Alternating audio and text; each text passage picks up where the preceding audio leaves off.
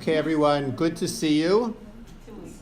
Thank you for being here for this final class of the season, just of the season. We usually stop in the middle of June. It's not it's actually pretty much amazing. You know, you guys have been here, if you think about it, pretty much consistently for 30 years. 9 months. I mean, that's an unbelievable thing. You know, that, you know, pretty much consistently for 9 months, you know, other than a few breaks here and there. So it's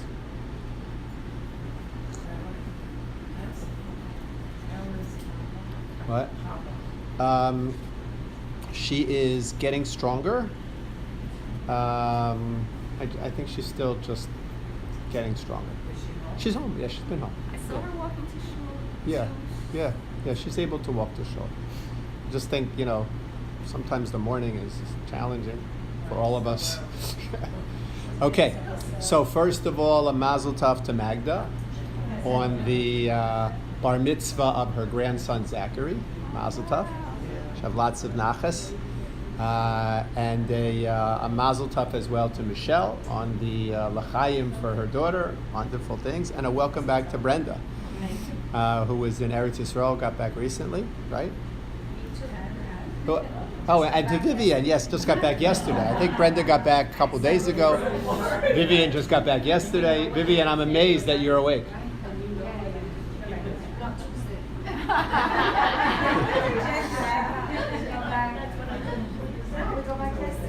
Arnie said you got back yesterday. So unless you came on separate flights, I don't know. Okay, welcome back. It's good to have all of you here. We would like to dedicate our shiur this morning for a refuah shlema for Bella Nechama Bas Abigail Nechama. That's wrong. Bella Chana. Bella Chana. Sorry, I'm so sorry. I wrote Nechama twice. That's You terrible. did.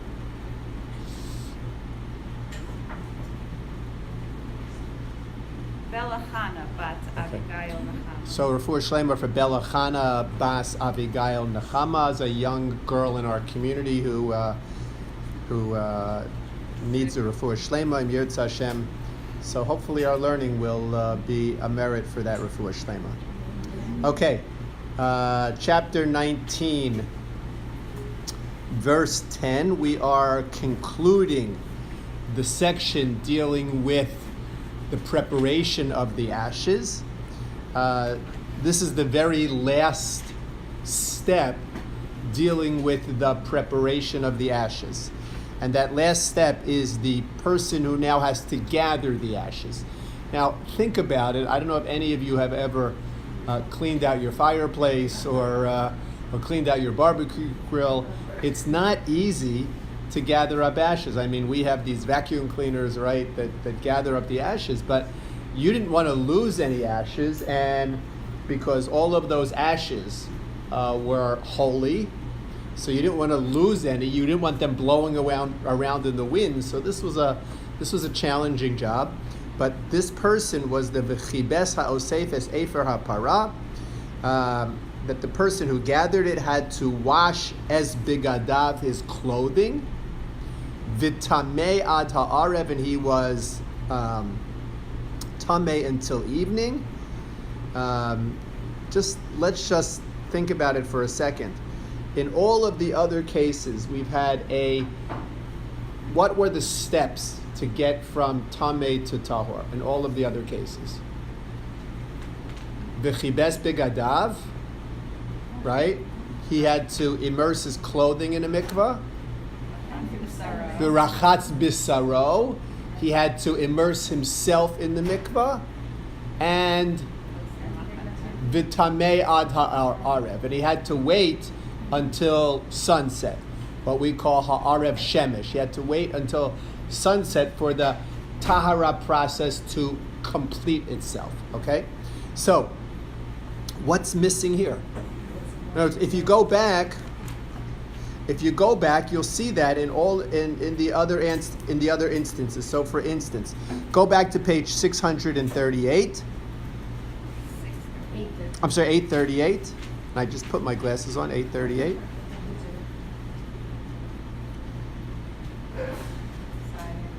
Okay, so in Pasuk Zayin, this is the person who is Mishaleach, right? Who throws the Azov into the fire. So the Torah tells us that what happens to this individual? V'chibes bigadav hakohen v'rachatz b'saro b'mayim v'achar yavo el hamachaneh v'tamei hakohen ad ha'arev. Okay, so that's what happens for the person who throws it in, and then v'hasorefos for the person who burns it, who starts it. Yechabes bigadav b'mayim v'rachatz b'saro b'mayim v'tamei ad ha'arev. Same thing. Yes, so when we learned that originally, we spoke about why the order was different, why it's said by one and didn't say it by the other. Okay, so here, Pasuk Tet, we go into V'asaf ish tahor, and then it doesn't say, it says, V'chibes begadav v'tamei ad ha'arev. Two things are missing here. V'rachatz b'saro, and V'achar yavo al hamachaneh. So why are these two things missing here? So it's possible to say, as some of the Mefarshim do, that we just learned them from the previous cases. In other words, the Torah already told us, V'chibes begadab, you have to wash your clothing. V'rachatz b'saro, and you have to immerse yourself in a mikvah. V'tamei ad ha'arev, v'achar yavo al hamachaneh. Okay. So it could be that we just learned them from the previous cases. But there are others that want to say that no, there's something unique here. First of all, why does the Torah emphasize by the Osef, by the one who gathers the ashes, that I mean, obviously he has to do all of these things. So why does the pasuk highlight just v'chibes begadav? Because when it comes to the person who is gathering the ashes, there's something different about him than there is about the others who we learned. And that, in other words, the one, Vasoref, and Vahamashlich, the one who throws the Azov, the hyssop, and the cedar into the fire, there's something different about the Osef. Did he actually come in contact or in the presence of the dead body? No. Well, I prefer No. to do Kohanim, and this is each Oh, hold on to that for a second. Okay? So I started by saying, you know how difficult it is to gather ashes? Because what happens when you try to gather ashes? You stir them up and they blow around. Remember, this was not in a controlled environment. It was in a pit, right? They did dig a pit to try to control the wind, obviously, because you don't want the wind coming along and blowing all these ashes of the paraduma, which you have, once in a blue moon. So, right? So there certainly is the sense that there was some control, but obviously not a ton of control. And for that reason, it's very possible that when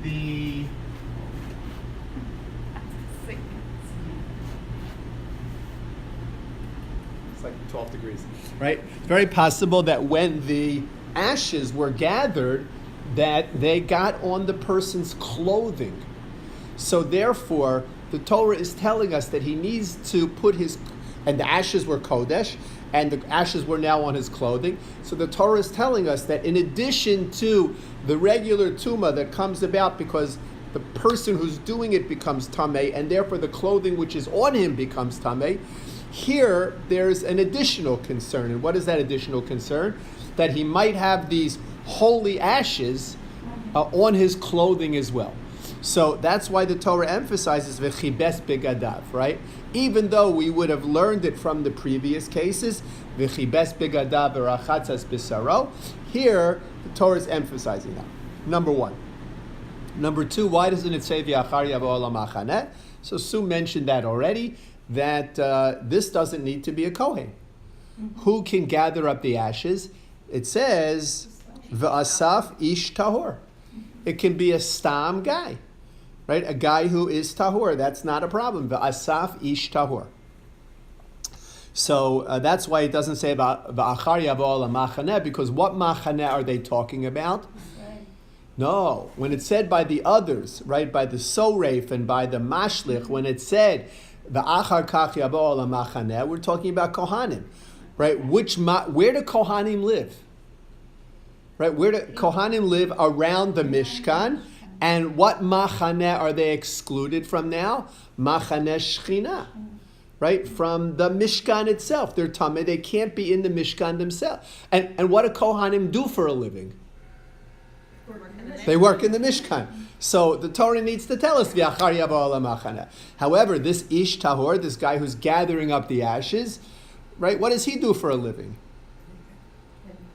He's a chimney sweep. No, I don't know, whatever. But in other words, he's, right? He doesn't work in the Mishkan. He doesn't work in the Machaneh Shechina. And therefore, there is no reason for the pasuk to say v'achar yavo ala machaneh, because he's probably not going to go machar el hamachaneh. The Kohen will go machar el hamachaneh because that's where he is every day. So he's Ish Yisrael? He's an Ish Yisrael, yes. So that's what I'm saying. If he goes not to Machaneh, to Machaneh Yisrael. Oh, that's what you meant. I understand. Yes, correct. In other words, he's not barred from machaneh. I mean, he is barred from machaneh shechina, but he's not going to Machaneh Shechina. So therefore it says, it leaves out V'achar yavo ala machaneh. Okay. But he still might have all those ashes on his person. That's why V'rachatz b'saro. In other words, the Torah tells us But it that, doesn't say Rachatz B'saro. right, the Torah tells us he becomes tameh from the normal, but the fact that he is involved in the stages of preparation of the para aduma, he becomes tameh. Everybody who was involved in the stages of the preparation of the para aduma becomes tameh. So he becomes tameh. And of course, like the soref and like the mashlich, just like the one who burned the para and the one who threw in the hyssop and the cedar, he has to rachatz bisaro. He has to wash his v'chibes begadav rachatz bisaro. He has to do the same thing.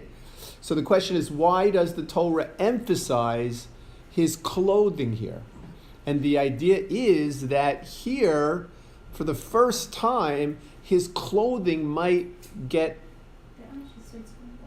might have ashes on them. In other words, he's working directly with the ashes. The mashlich is not going to have ashes. So are you asking, well, he might have ashes on his hands, or he might have ashes on his face, right? You know, he But might. The question could also be, so why not right here? Rachatz B'saro. Why is it left out? Sure, I think it's taken for granted that he's going to because of all the ashes that he might have on him. I see it the other way, that the Rachatz B'saro is taken for granted because he's much more likely to get ashes on Well, him. he's certainly going to have ashes on his hands, right? This was before they had those disposable gloves, right? He's going to have ashes. He's certainly going to have ashes on his hand. But this water that they wash the hands and the clothing, it's holy. Correct. The water is holy. It's Because it has mikvah water. ashes. It's mikvah water. They go into the mikvah. Yeah. The water doesn't become holy when you go into the mikvah. No, Right. but I'm saying, especially from the clothes. But even if, I mean, the ashes go into the mikvah and they melt away in the mikvah, right? You know what happens when you put out a fireplace with a hose, right? Ashes. Okay, become mud. Okay. Who is this guy? Who is he? Yeah. Anybody? Anybody who was tahor. I mean, it's an interesting question. Dina's really asking the question is like, where did this guy come from? I understand, right? I understand a Kohen. Okay, so this is his job. So, Is it a kibbutz? right? Is he special? Right. So is this like, okay, you know, you can collect the ashes and we'll give you shlishi on Shabbos, or you collect the ashes and then you make a kiddush? In other words, is this a nice thing to collect the ashes? I would seem to think it's a tremendous honor because you're involved in the preparation. It's one of the few things that a Yisrael can do in the preparation of something that the Kohanim are involved with. Whereas I can't, you know, no matter how much money I want to donate to the shul, I can't be a Kohen. But here there's something I can do to like try, you know, to do a little bit. So I would assume that it's an honor. Who got it? I don't know. We don't have any record of, who got this honor or that I'm aware of. Patronage. What? Patronage. Patronage, right? Right. No, but that wouldn't work because the Kohen's son was also a Kohen. So, okay. So that's the idea here with this pasuk. V'chibes ha'osef as efer ha'para as bigada b'tamei ad ha'arev. And now, v'hayisa livnei Yisrael v'lager hagar b'socham lechukas olam. Okay? You see this pasuk? This second half of the pasuk? So I want you to jump ahead. Next page, 842.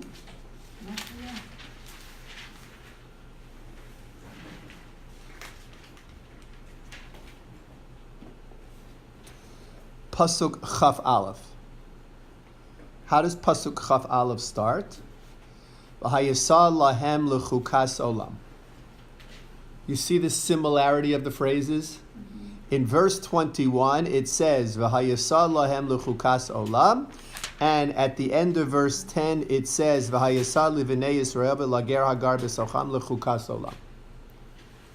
So, take out the specifics of livnei Yisrael v'lager hagar b'socham. The key phrase is V'hayasa lahem lechukas olam. This idea of a chukas olam. Whenever a phrase repeats itself like this in Chumash, it's sort of like a flashing neon sign to say that it's, there's a reason why it's here and there's a reason why it's here. It's not just random. You wouldn't just have a random similar phrase. The Torah is using a similar phrase to mark, to serve as demarcations in the text. So what is the demarcation here and what is the demarcation in verse 21? The demarcation here, says Rav Shimshon Raphael Hirsch, is the end of the preparation of the ashes. The end of the preparation of the ashes. Now, that's interesting for us because what still needed to happen? Right, the ashes were gathered, and what happened after the ashes were gathered? So we learned that they were stored in different places, right? They were stored in the Beis HaMikdash. In the Beis HaMikdash, they were stored outside of the Beis HaMikdash.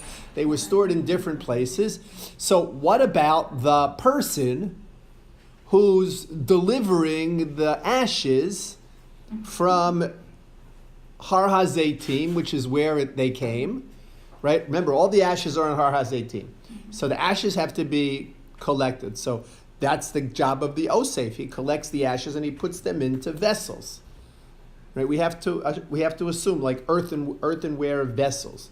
He puts them into vessels, and then these vessels have to be transported back to the Mishka, back to the Beis HaMikdash, and then throughout Eretz Yisrael, we learned that they were transported as well. So what about the UPS man?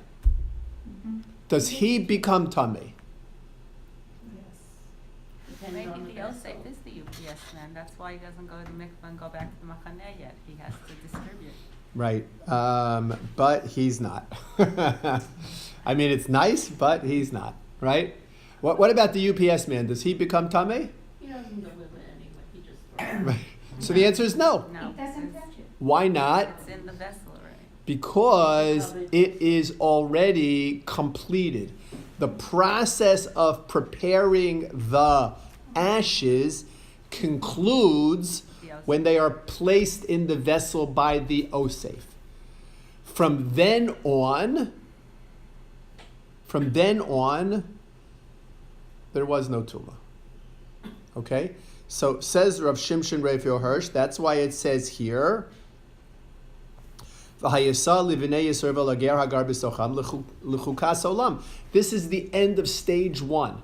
Stage one is the preparation of the ashes. That's stage one. This is the end of stage one. Okay? Now we're going to, hang on just a second, we're going to start stage two. What is stage two? How to use the ashes. Right? How to use the ashes. So it's almost like you get it. You get an owner's manual. I don't know if anybody reads owner's manuals Only ever, Spanish problem. right? Right. You get an owner's manual, right? And in the owner's manual, so pages 1 through 5 are how to assemble your Whatever. Coffee maker. bread maker. Okay, and page 5, right, 5 to 10 is how to use your bread maker. Okay, use your bread maker. So it's the same thing here, right? From the beginning until here are instructions on how to assemble the ashes of the parah adumah. This is what you have to do, right? This is the this is stage 1.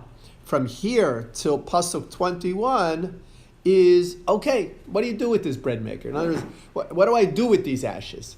And that's what we're going to start here, Beverly. I have, maybe I'm not understanding something. So these ashes were a source of contamination, and also they were used for purification afterwards. So how could the same thing? Well, that's why it's a home.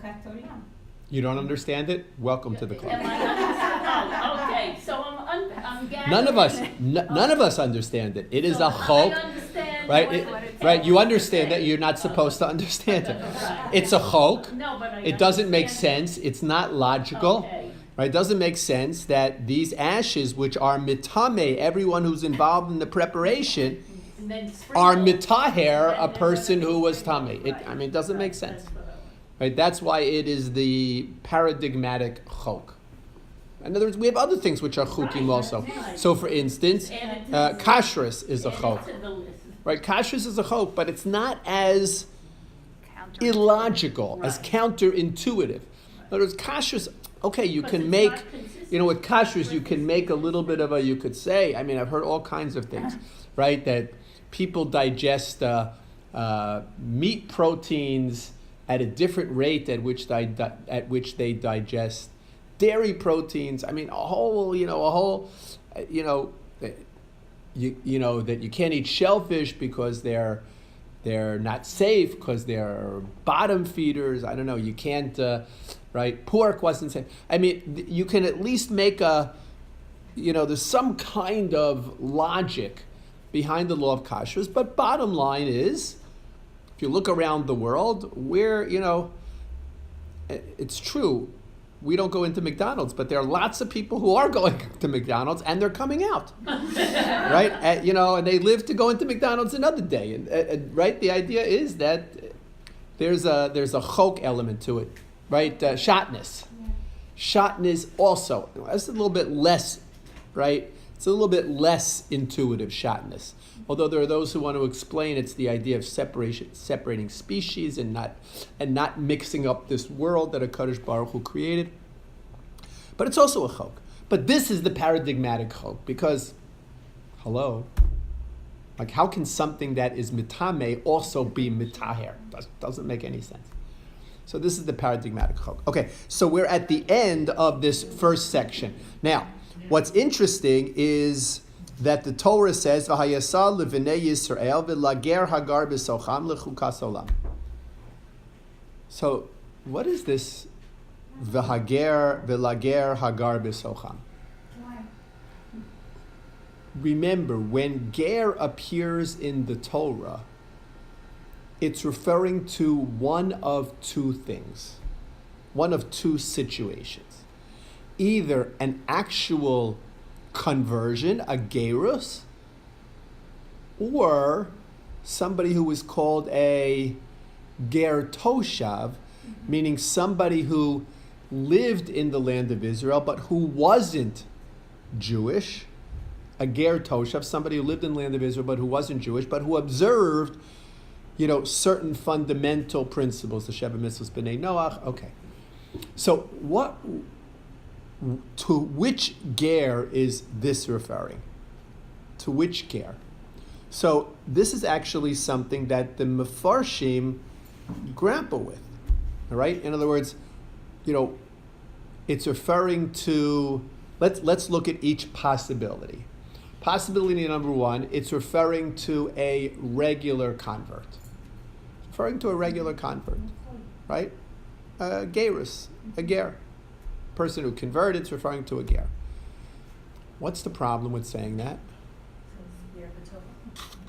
What? Says B'toch. Do I need to specify that a mitzvah applies to a ger? No. In other words, once a person converts, Right. so he's Jewish. And all of the mitzvos that apply to someone who is Jewish apply to him. So is there a reason why I might have thought that this doesn't apply to a ger, to a convert, that the Torah needs to come along and tell me, no, it still applies to a convert?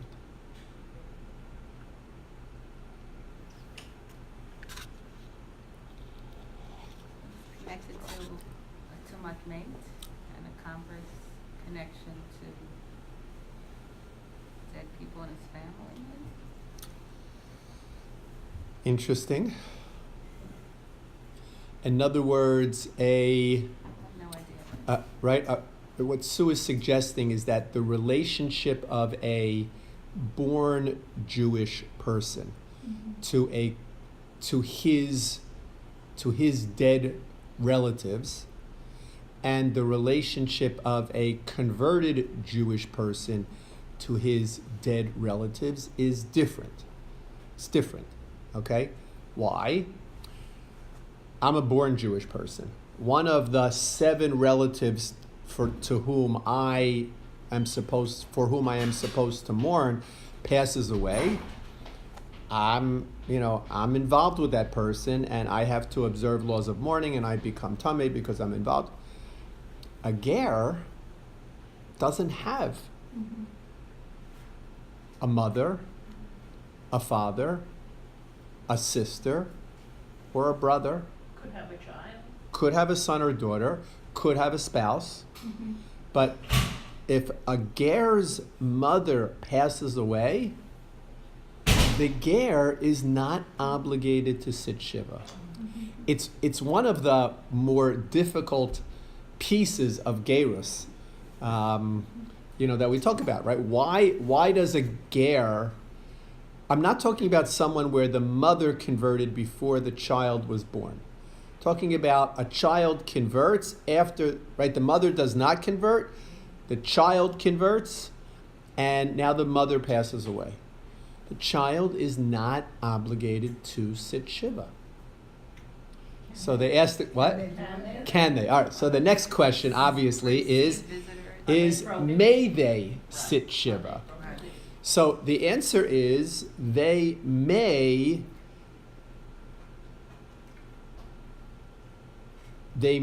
observe many of the laws of Shiva as long as though the observance of those laws doesn't conflict with halacha. So I'll give you an example.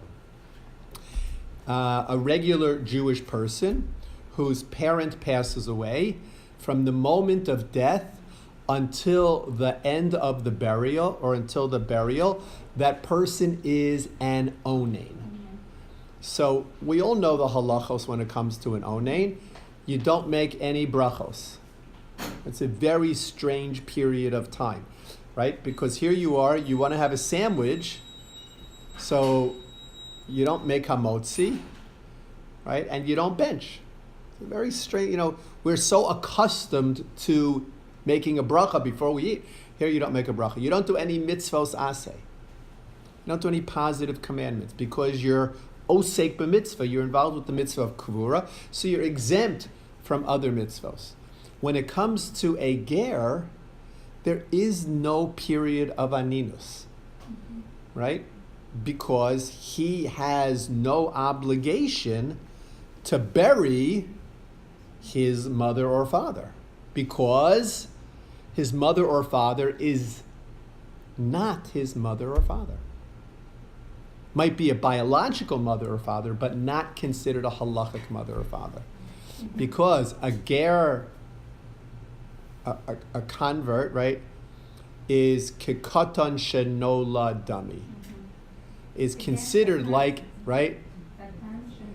katan shenolad dami, that a convert is considered like a newborn child.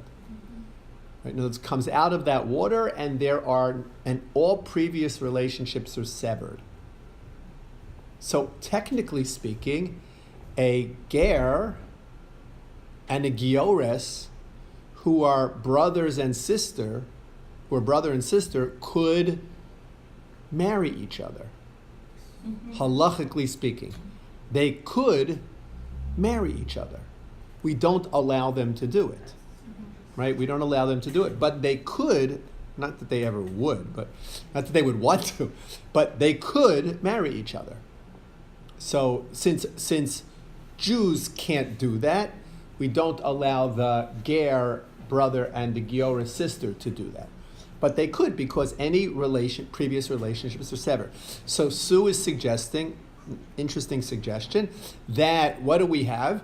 That because of the fact that this convert has an unusual relationship with his deceased, and may sit shiva as long as it doesn't conflict with any obligations. In other words, sitting on a low chair, you could sit on a low chair, having people come to visit you. People can come to visit you. You tearing your clothing. Okay, I mean, then there's some interest. If this person is known as a ger in the community, so you want to try to word things. If the person's not known as a ger in the community, we have people in our community who are gerim. Nobody knows they're gerim, right? They're gerim. They've been around. They could sit next to you and show you would have no clue that they're gerim. On the other hand, there are some people for whom it is very obvious that they are gerim. So if it's obvious that they're gerim, you want to couch what's going on not in halachic terminology.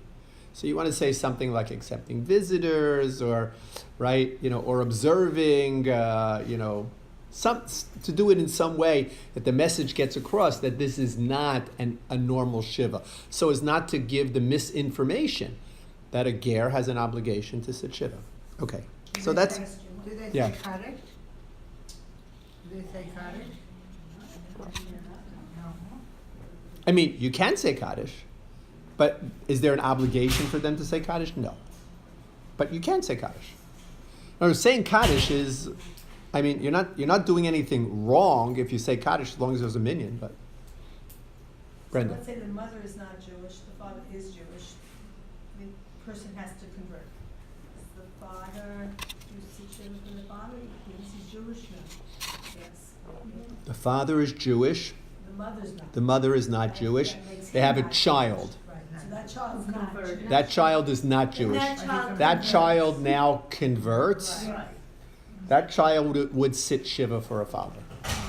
That child would, I'm pretty sure. It's an interesting question. I'm really not. Why wouldn't they? Because if you say katan, right, that Because he's Jewish, because of ger shemiskayer kekatan shenola dami, he comes out of that mikvah. Previous relationships are severed. That's an interesting question. I take it back. I'm not sure. Okay, interesting question. Homework. Raylene's not here. Okay. Okay. So we have this idea that there's a different relationship between the ger and the deceased. Okay, that's number one. Let me throw out another possibility. It's a nice idea. Let me throw out another possibility, and that is there's a difference in the way in which a Jewish corpse is mitame and the way in which a non-Jewish corpse is mitame. Mm-hmm. So in other words, they're both mitame. In other words, they both make someone tame if that someone touches them. So if you touch a Jewish corpse, you become tame. If you touch a non-Jewish corpse, you also become tame. But that's where the similarity ends. Because if I'm in the same room as a Jewish corpse, I become tame. Hence, Kohanim don't go into funeral homes because they are then subject to the laws of Tumas Ohel. Right? We spoke a little bit about what Tumas Ohel was. However, if the person who died is not Jewish, there is no Tumas Ohel. Right? There is no Tumas Ohel. So interestingly, this is a little bit of a bizarre kind of thing. A Kohen could go to the funeral of someone who's not Jewish, but can't go to the funeral of someone who is Jewish. It's an interesting aberration, halachically. Right? Interesting aberration. Assuming that you can go to the funeral of someone who's not There's Jewish. no too much nice, There's no Tumas Ohel but there by is a tumas. non-Jew. There's Tumas Mace if you touch him. Right? If you hold his hand, it's Tumas Mace. What? Not Ohel. But it's not Tumas Ohel. Not Tumas Ohel.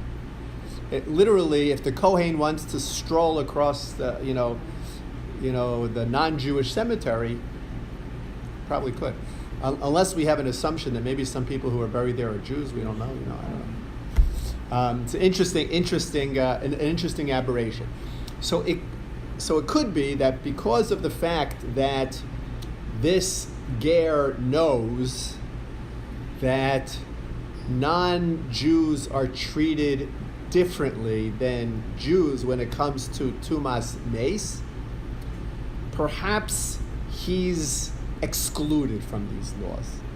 In other words, there's a havamina, there's a possible assumption to say, you know what, we don't want to get him in, we don't want him to be too involved, it's going to bring to mind, it's going to cause him to reflect on the fact that we treat Jews and non-Jews differently in this area. That's a havamina, just like what Sue said was a havamina. Havamina means I might have said, this is an assumption that I might have made. Along comes the Torah to say, no, the ger is included. Right? This whole concept of para aduma, of the ashes of the heifer, work for the ger as well. The ger becomes tamei meis, and this is how he gets out of becoming tamei meis. Okay, so that's ger. V'lager hagar b'socham. It's interesting, the Sifri wants to suggest that v'lager, that's referring to the convert. Hagar b'socham, that's referring to the wife of the convert. That's referring to the wife of the convert. It's very hard, Sifri. Why, what's the havamina to exclude the wife of the convert? We'll leave it alone for now, but understand this v'lager hagar b'socham, that's a little bit of a difference here. Okay. Pasuk Yud Aleph. What does the Torah tell us? We're now beginning stage 2, and stage 2 is the user's manual, not how do I assemble the bread maker, how do I use the bread maker. So we begin with a little bit of an introduction, which is Pasuk Yud Aleph, Hanogeya b'meis l'chol nefesh adam v'tamei shiv'as yamin. A person, right, the one who touches a mace, a body, l'chol nefesh adam, of anyone, Jew or non-Jew, v'tamei shiv'as yamin. He becomes tamei for 7 days. Now, when we started this, we introduced a little bit of the concept of tuma. I'd like to just refresh it for you again because it's an important concept here. What's the idea? What is the Jewish concept of tamei? We have a tendency to think of tamei in moral terms. Meaning that if you are tamei, you are, let's put in some English words that commonly come to mind. If you are tamei, you are impure. In English, impure has a moral connotation to it, right? Not being pure, like being pure is good, being impure is not so good, right? So if we use the word impure, it has some negative connotations. What other words might come to mind? Immoral. Immoral? No. I wouldn't translate tuma as immoral. Unclean. Unclean or contaminated, right? Unclean and contaminated also have negative moral connotations to them. There's no good way to translate tameh. There's no good way. It's almost like tsaras. You can't translate tsaras, so you can't translate tameh. Basically, if I were to give a multi-word definition of tameh, it would be you can't get involved in holiness. In other words, that's what tuma creates. It creates a block, a obstacle for you to be involved in something holy. That's what tameh is. It's not a moral connotation. It's not you did something bad, because you could touch a dead body without doing anything, even Could be saving thinking. a life, trying to save a even life. thinking, right? Right? You're doing CPR and person's dead, or you're sitting in a there's a woman who died in an El Al plane, right? The Nebuch, right? Right? So you're sitting next to somebody on a plane, they die, and they happen to lean on you. All right? So you can become tameh without doing anything, or you're preparing a dead body for burial. The Chevra Kadisha, they become tameh every single time they touch a dead body. It just adds on. So you could be tameh for either because you didn't do anything wrong, or you can actually even become tameh because you did something right. You did something good. So tameh is not a moral connotation. Tameh just means there's an obstacle, right? You are prevented from doing something kodesh, doing something holy. That's what tameh is. Why? Why is that? And that's, by the way, that's the same tuma. It doesn't matter if it's tameh mace. It doesn't matter if it's tumas nida. It doesn't matter if it's tumas zav or zava. These are all the same concept of tameh. Why?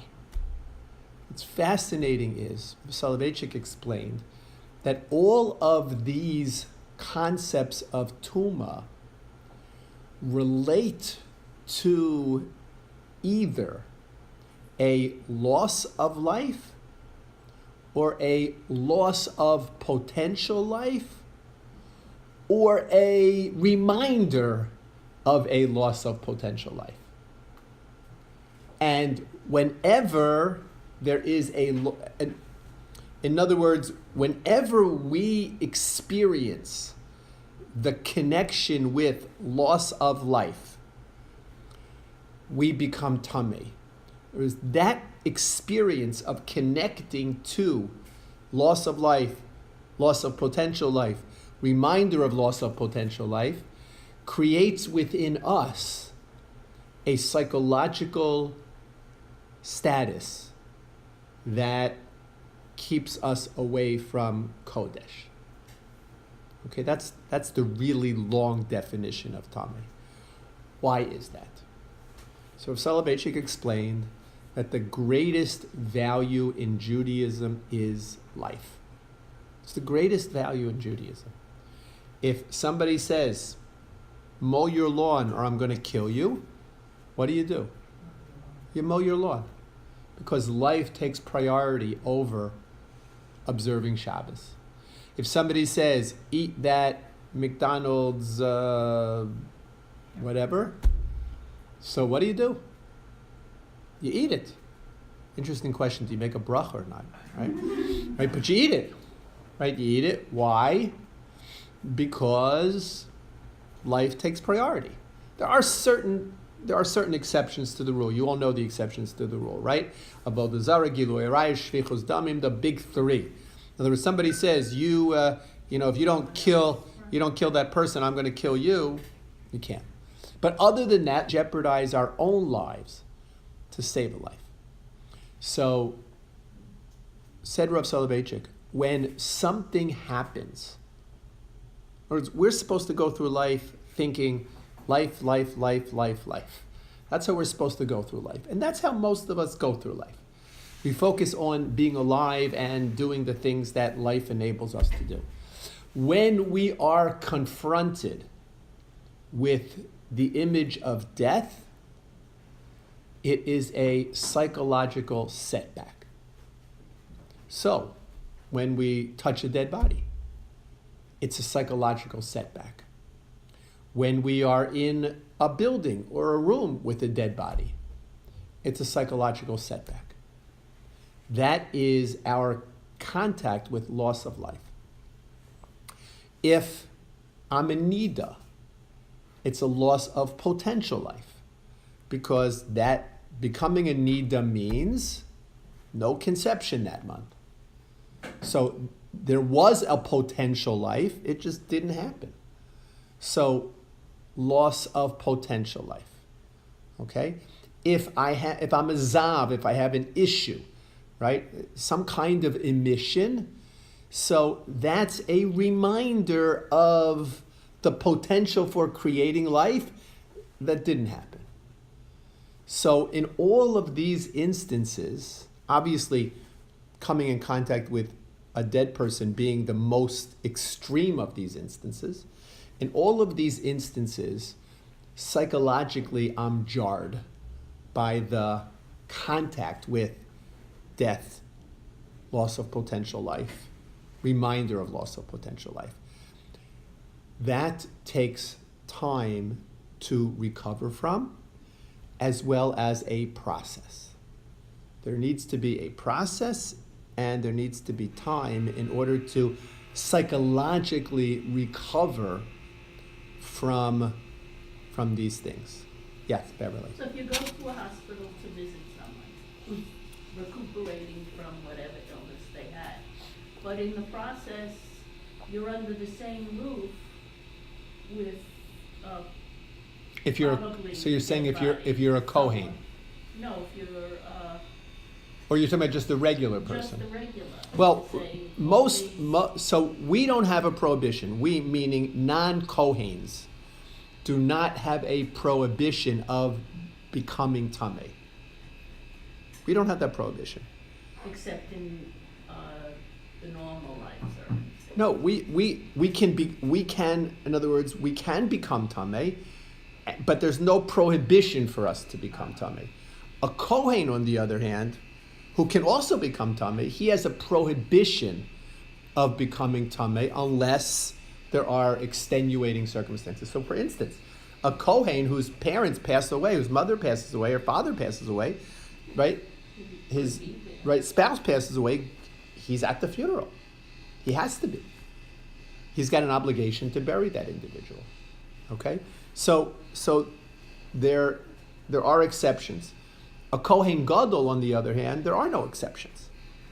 Kohen Gadol is not allowed to be metame himself, even for his mother or father, because he represents he's the top dog. It's not nice to call the Kohen Gadol the top dog. He's the top of the food chain when it comes to holiness. So he's not allowed to be metame himself. There's only one situation where the Kohen Gadol can be metame himself. You all know it? I know you know it. What? His mother? Nope. Mace mitzvah. Mace mitzvah means he comes across a body and there's nobody to bury that body. Right? There's nobody there. Right? There's nobody to bury that body. Even if he's on his way on Yom Kippur to do the avoda, he has to be metame himself, right? To bury that body. That's how crucial that is. So we have this idea of tuma being connected to the absence of life. Since Judaism values life so much, and our whole focus is on life, when we're confronted with loss of life or absence of life or potential absence of life or loss of potential life, it all sets us back. It sets us back. Now, do we necessarily understand that? No. No. I mean, maybe if if you touching a dead body, right? It's a very strange experience to touch a dead body. And those of you who maybe have done taharas understand that, or you've assisted. It's a very strange process to move someone and they're not moving. You're moving them.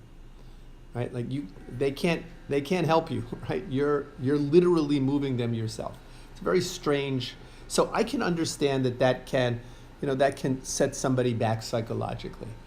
But even if it doesn't, let's say you do a tara, you do 10 taras a day, or you're a funeral director, and it doesn't set you back psychologically. The message from the halacha is, it should. It should.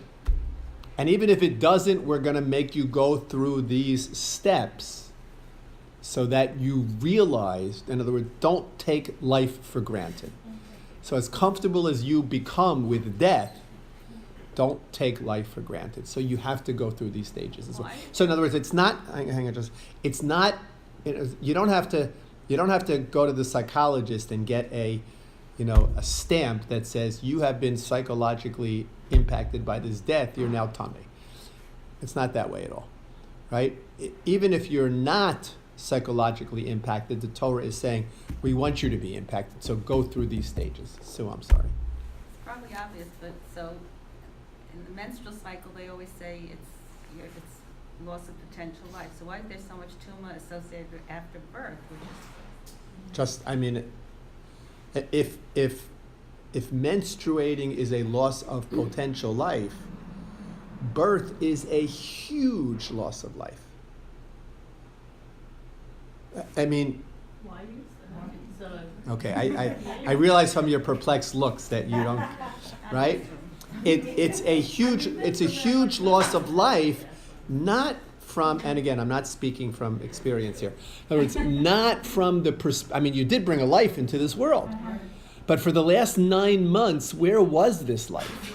It's a void. Right? For the last 9 months, this life was inside of you.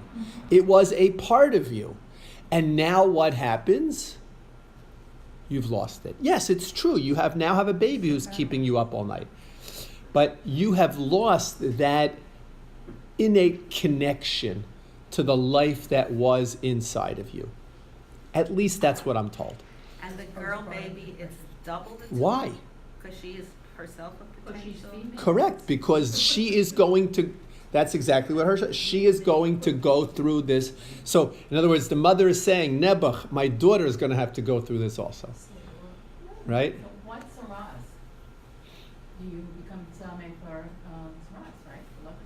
Right, Yeah, so right. why is that? That's not life. Saras, It is. right? When you talk Lashon Hara, But is like saras you're only killing for Lashon Hara? somebody. Is saras only for Lashon Hara?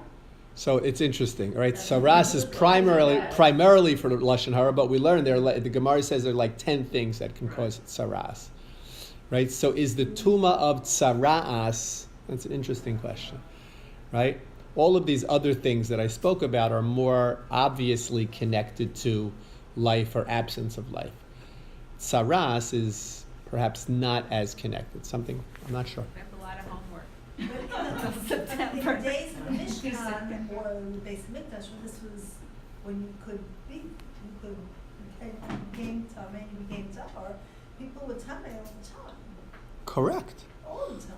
We don't get it, all right? For us, the big tuma is like, mikvah is like, but in those days, people had mikvahs in their houses, right? Mikvah, people think, oh, that's a big, I live on the South Shore, I can have a mikvah in my house, right? It's a big deal. But in those days, people had mikvahs in their houses. Why? Because they became tameh often. Right? You were in the wrong place at the wrong time, you become You tameh. have pipes bringing water. They collected water anyway.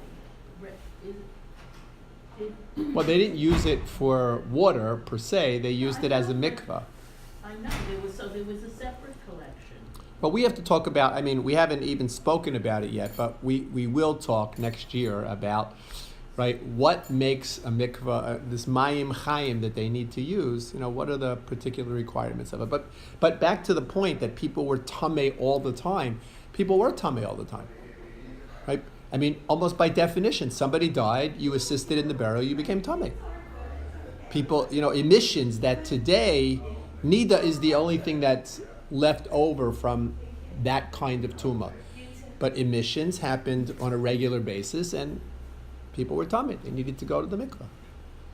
So the concept of tumah is there. But death, actual death, contact with death, is what creates a tumah for 7 days. A tumah for 7 days. If you go back to the biblical origins of nida, it wasn't a 7-day tumah. It's not like it's observed today. Was not a 7-day tumah. Person who came into contact with a dead body, that was a 7-day tumah. Okay. It was an interesting life. There were days that people really out of work, so to speak. I mean, you mentioned the funeral director, the Chevra Kadisha, so, they worked one day and were off 7, No, essentially. they were never, Wait, what do you mean they were They off had to 7? wait 7 days. till they buried the next person. Or else they continued to do Or it. they just stayed Or else they Tameh. continue. In other words, You could And stay they Tameh. in other words, you only needed to go through the process of tahara if you were coming to the Beis Hamikdash. If you were bringing a korban, Oh, so you're- right? If you were eating holy meat, Oh, okay. right? In other words, you could be tameh and hang out tameh, right? It wasn't like you could be chill tameh, you could be tameh and hang out tameh. That's how I roll, right? Until I have to go to the Beis Hamikdash, right? It was not contagious. Well, it is contagious to a certain extent. It is contagious to a certain extent, but What is, which we'll have to. We're going to learn more about Tumas Mace, right? It is contagious to a certain extent, but the transformation of Tuma to Tahara was necessary for Kodesh. It wasn't necessary for daily living per se. It was necessary for Kodesh. Okay, we'll talk a little bit more about Tuma. I just want to conclude with the way I think I have for the last 28 years, and that is by telling you that this is one of the highlights, if not the highlight, of my week. That I enjoy giving the class, preparing for it, learning from all of you. For us too. So thank you very much.